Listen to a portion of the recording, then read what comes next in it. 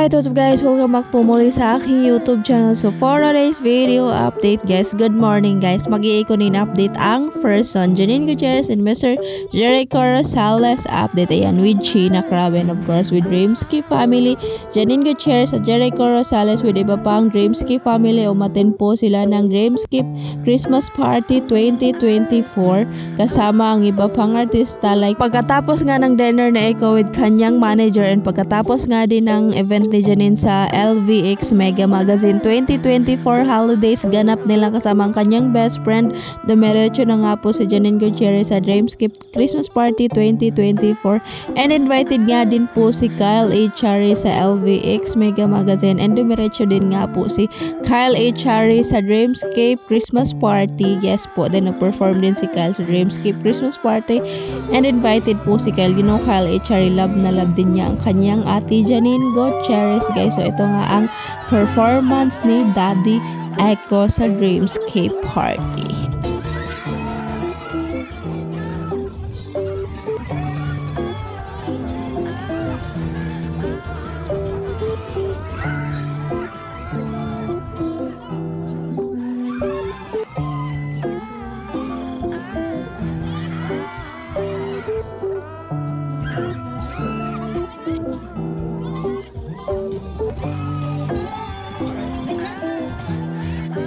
So ito nga yung sinasabi ni Miss Hazel Farfan na kung nag-enjoy sila pero mas nag-enjoy po si Sheena Crab at yung ibang Dreamskip staffs and crew. So ayan, Dreamskip, Jericho Rosales and Dale Vacation. So ayan, enjoy na enjoy po sila. Iba talaga yung karesma ng isang Mr. Pogi, Jericho Rosales. Crush ng bayan talaga si Echo.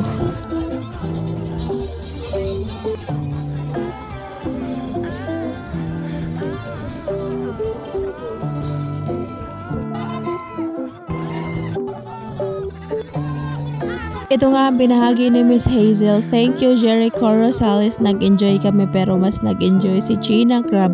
Thank you ne. So ayan nga ang kaganapan ng Ikonin last night with other Dreamscape family at Dreamscape Entertainment Christmas Party 2024. And that's it guys. If you guys like, share, comment, and subscribe again and again. See you on my next update. Ingat!